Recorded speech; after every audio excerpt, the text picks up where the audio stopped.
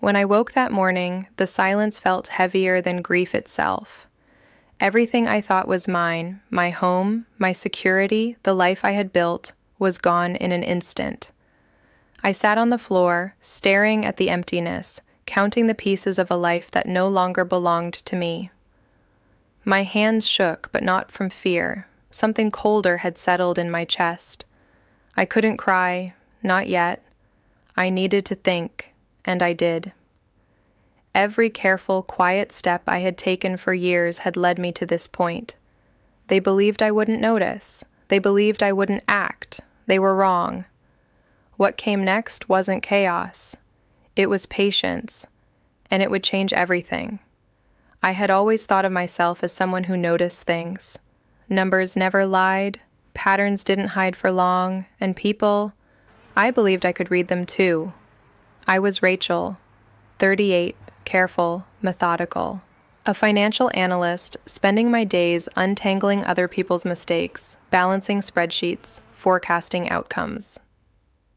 I liked certainty. I liked order. My life felt like a set of neatly stacked ledgers, predictable, logical, safe. I had married Daniel 12 years ago, and in the beginning, I trusted slowly. Once that trust was given, it was absolute. I never questioned him. I believed in loyalty, in quiet commitment, in a life where surprises were small and manageable. I thought we were a team, financially, emotionally, practically. I never imagined that someone I shared a bed, a home, a name with could quietly dismantle everything I had worked for. Our friends saw us as solid, dependable, the couple who never argued in public. I kept my emotions in check, and Daniel seemed to too. But there were small inconsistencies I brushed off.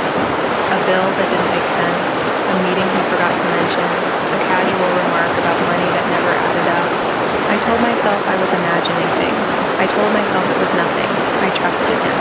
My inner circle was small. My sister, a coworker or two I trusted beyond work, and friends I had known for years. My relationships were measured. I gave my heart carefully, but when I did, I gave everything. I expected honesty in return. I expected reliability. And I never considered that the person I trusted most would be the one to betray me. The first warning signs were subtle. Daniel spent more time at work, or so he said. His explanations were plausible, even reasonable, but something in the way he avoided certain topics made me pause. I noticed slight shifts in invoices and statements. Nothing dramatic, just enough for someone with my attention to detail to see a pattern forming. I told myself it wasn't my place. I told myself I was overreacting. Then came the weekend we were supposed to file our taxes together. I had prepared meticulously, spreadsheets ready, everything accounted for. I noticed a discrepancy, an account I had never seen, with transactions that made no sense. I asked Daniel casually. He laughed lightly and said it was part of a business investment with a colleague. No details, no documents. I let it go, telling myself it was nothing, though my gut twisted. I remember that night vividly. I sat at the kitchen table, papers spread out, numbers staring back at me like a warning. The room was warm, the refrigerator hummed, the quiet that had always comforted me enveloped everything. Yet beneath it all, a coldness crept in, something I could not ignore. It wasn't paranoia, it was precision, the internal alarm that never failed me.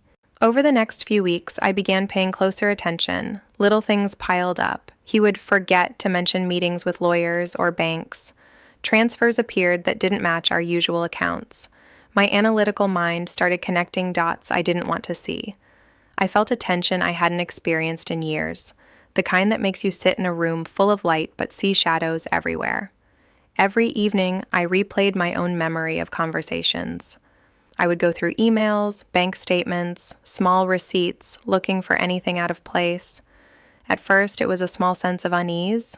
Then slowly, a pattern emerged, one I couldn't ignore. Each minor anomaly wasn't a mistake.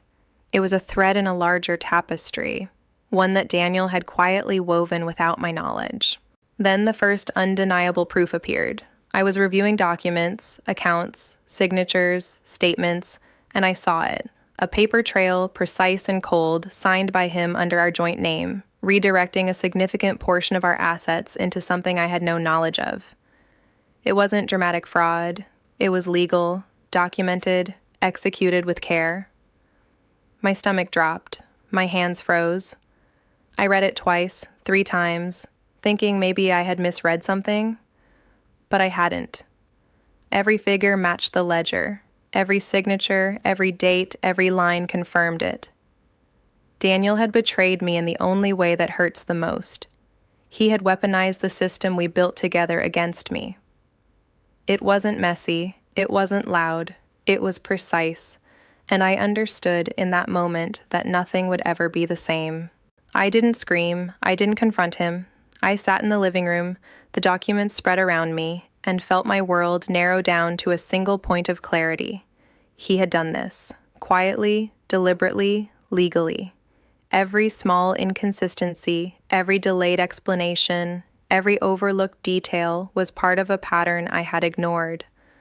My body moved before my mind fully processed it. Hands trembling, heart pounding, not from fear, not from anger, but from raw, hollow recognition of loss. A life I had built carefully, a marriage I had invested in completely, a future I had imagined, stripped away by someone I had trusted more than anyone.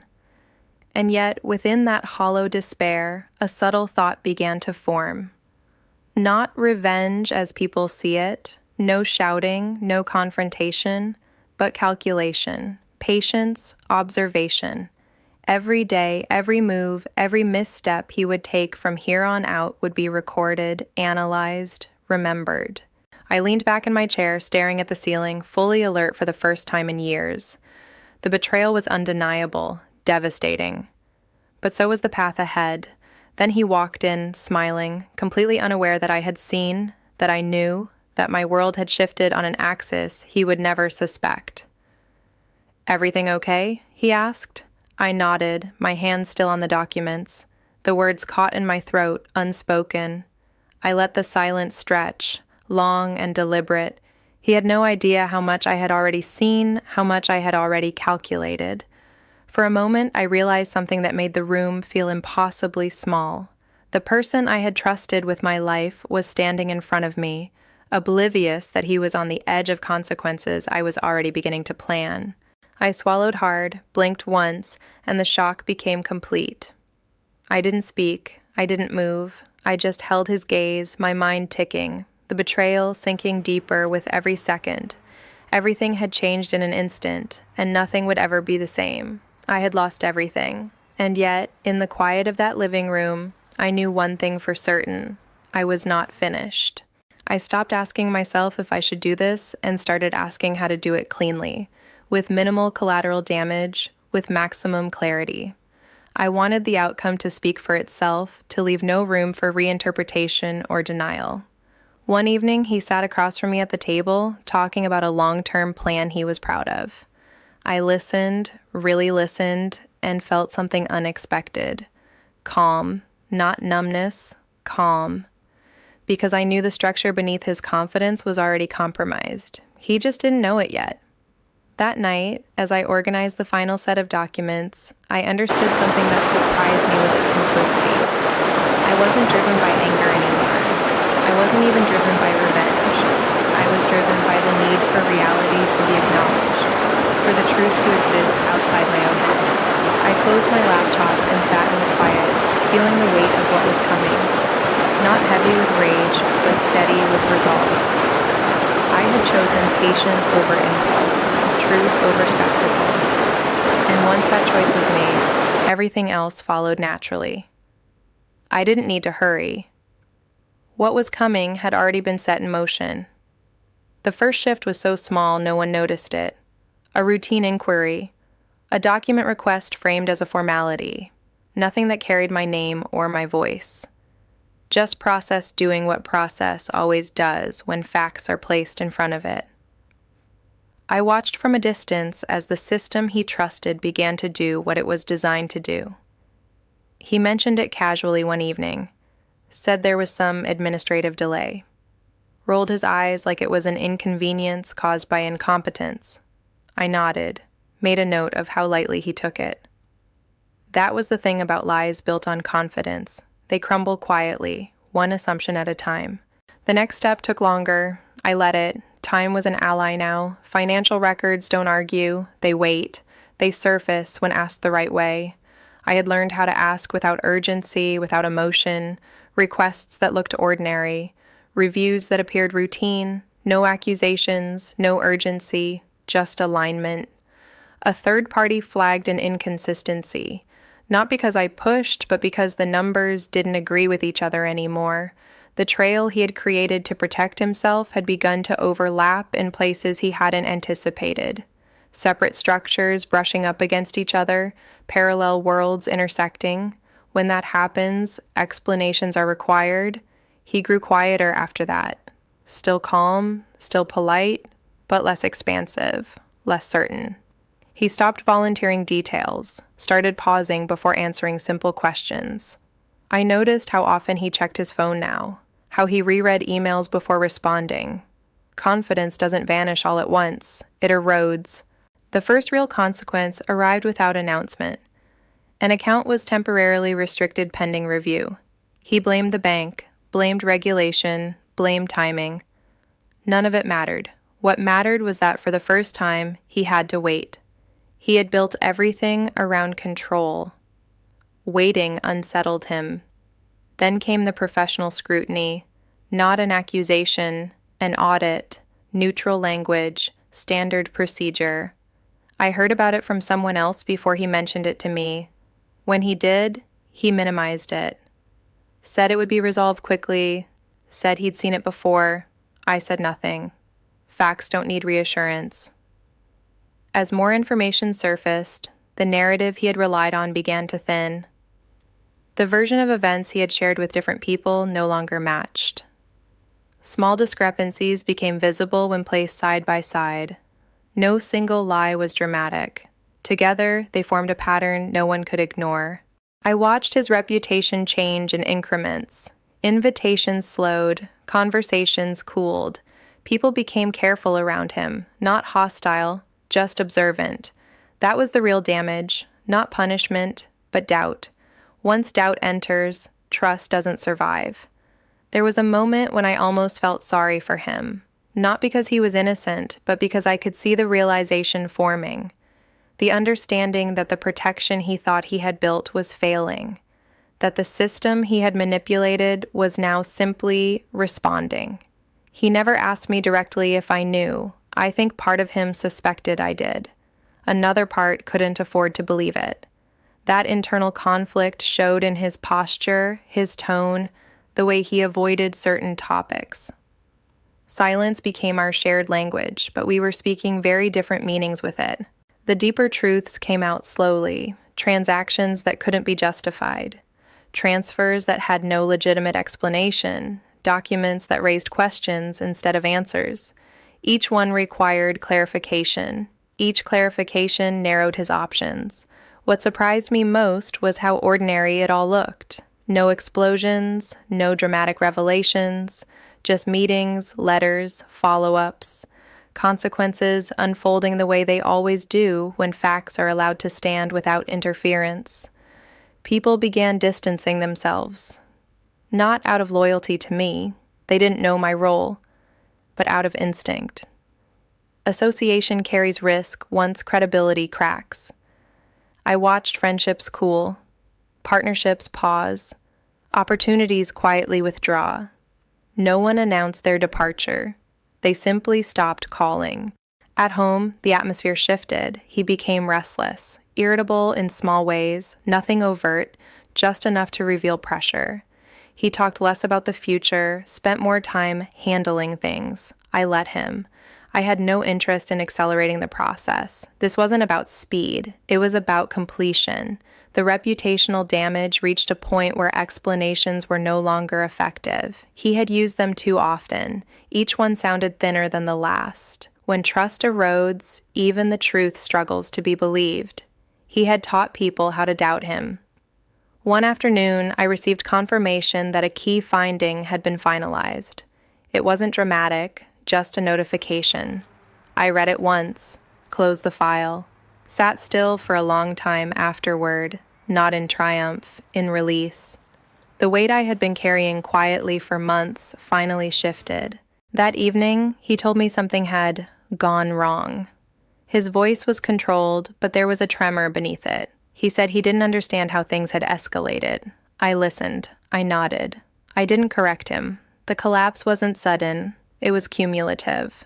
Each step making the next unavoidable. Consequences layering themselves without my intervention. I hadn't destroyed anything. I had stopped protecting the lie. Eventually, the truth became public in the way truth usually does. Not as a headline, but as a record. Accessible, verifiable, unemotional. The story people pieced together was simpler than the one he had told. Simpler stories are harder to escape. By the time it was over, there was nothing left to argue. No narrative to reshape, no ally willing to vouch without reservation. He hadn't been exposed by anger or revenge. He had been revealed by consistency. I felt no urge to confront him. There was nothing left to say. The facts had spoken more clearly than I ever could. What he lost, credibility, standing, options, was the natural result of choices he had made long before I knew about them. The quiet afterward surprised me. Not emptiness. Stillness. The kind that follows resolution. I realized then that revenge hadn't been the point. Truth had been. And truth, once allowed to stand uninterrupted, does exactly what it's meant to do. By the time the last documents were signed, reviewed, and verified, the quiet had taken on a weight that felt almost physical. Months of patient observation, of letting the system run its course, had reached a point where nothing more could be done to stop it. Daniel's defenses had eroded without a single confrontation from me. No dramatic accusation, no shouting, no impulsive revelation, just the unrelenting accumulation of truth. The law, the facts, and the careful record-keeping had done what I could not do with words. They dismantled the carefully constructed world he thought was untouchable. The first indication of finality was subtle. A longtime colleague, someone who had once admired him without question, pulled back in a meeting and referenced a verified discrepancy that everyone could see. No one spoke loudly, no one finger-pointed, but the message was clear. Daniel's credibility was fractured beyond repair. Invitations that had once been automatic stopped arriving. Calls went unanswered. He became a cautionary footnote in the circles he had once navigated effortlessly. It was strange to watch. The man who had moved through life with unshakable certainty, who had believed he could manipulate systems, relationships, and perceptions, was now forced into a pattern of reaction rather than creation. Every email, every inquiry, every meeting had to be approached with extreme caution. He no longer had the advantage of surprise, and every move carried risk. I didn't interfere. I didn't push. I only observed as the truth unfolded naturally, like a tide reclaiming land that had been stolen. The social consequences followed. People who had once sought him out for partnerships, favors, or advice began withdrawing silently. Some didn't respond to calls. Some simply stopped showing up where he expected support. I didn't need to remind anyone. The facts had already spoken. Connections frayed because trust is fragile, and his foundation had been eroded by evidence he could no longer deny. I remained calm throughout it all, not because I felt vindictive, but because I had learned a harsh lesson about control, patience, and the power of documentation. I didn't want him humiliated. I wanted him accountable. I wanted reality to be visible, undeniable, and it was. The truth had a momentum that anger cannot replicate. Financially, the consequences were irreversible. Assets that had once seemed secure were frozen, investigated, or returned to their rightful place through legal channels. Investments he had secretly shifted or manipulated were uncovered and corrected. The structures he had thought insulated him collapsed under scrutiny. Each correction was a quiet blow, a meticulous unraveling that no one could argue against. One afternoon, I sat across from him in the quiet of our shared living room, watching him read the letters confirming the final resolutions. His expression was unreadable, a mixture of disbelief and resignation. He didn't speak to me about it. He didn't look for excuses. There was nothing left to explain. The systems he had relied on had rendered his narrative irrelevant. His power over the world I had once shared with him had been stripped away entirely, not by spectacle, but by undeniable truth. Emotionally, I felt a curious combination of exhaustion and clarity. Months of tension, fear, and self-doubt had crystallized into a steady awareness of what had been lost and what had been preserved. My integrity, though tested, remained intact. My professional reputation had survived because I allowed facts to carry the weight instead of emotion. I had discovered that patience and precision are more formidable than rage or impulsiveness. The final layer of truth emerged when I reviewed what remained of his personal documentation, not just financial, but legal and social.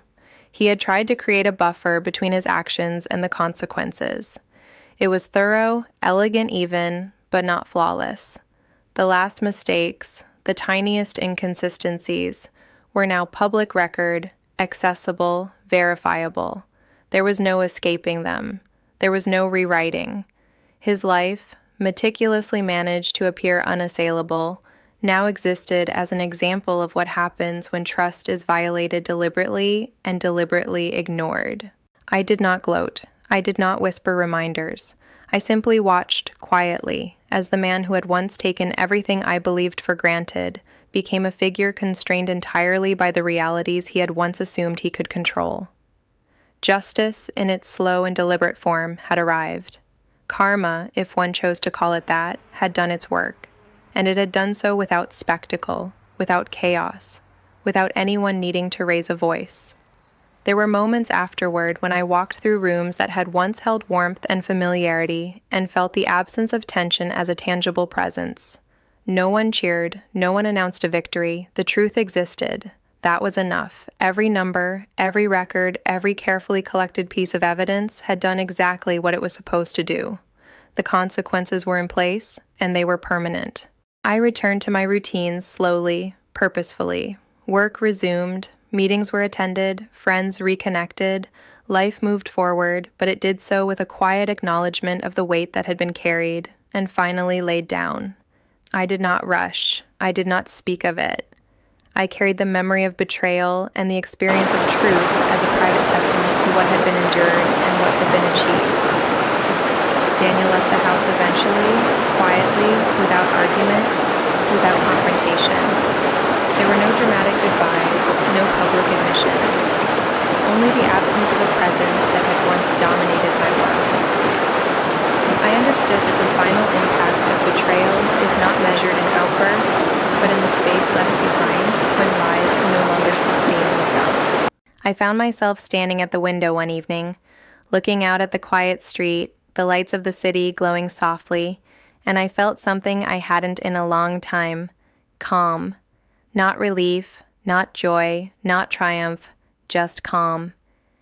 Everything that could have been said or done had been handled through facts, patience, and careful action. The truth had been exposed, the lies had collapsed, and the consequences were irreversible. I thought about the months of restraint, the careful observation, the moral conflict I had navigated. The temptation to act impulsively had been strong, almost overwhelming at times, but I had chosen differently. I had chosen to let reality speak for itself. That choice had carried me further than any confrontation could have. It had allowed me to survive, and in surviving, I had regained what I truly valued: clarity, integrity, and control over the truth of my own life. In the end, nothing was dramatic, nothing screamed, no one was publicly humiliated. Yet the weight of what had happened, the betrayal, the manipulation, the carefully executed destruction, was fully accounted for. Daniel faced the permanent consequences of his actions. His life, once layered with illusion, was now constrained entirely by reality. Reputation, finances, and credibility, all the structures he had assumed were secure, had collapsed quietly, inevitably, and permanently. I closed the file on the last documents one night and sat in the silence of our home, feeling the room around me breathe. The truth had been fully revealed. There was no escaping it, no rewriting history, no undoing. The work of patience, restraint, and careful observation had brought closure that words alone could never have achieved.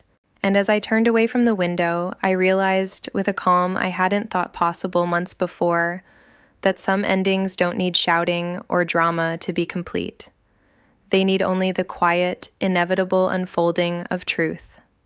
Everything he had built on deceit, every carefully guarded secret, every false assumption, gone. And in that silence, I understood, fully and finally, that the story had reached its conclusion. Some people wait for revenge in fire and chaos. I waited in patience and fact, and in the end, that was enough. I whispered to myself softly because it felt right.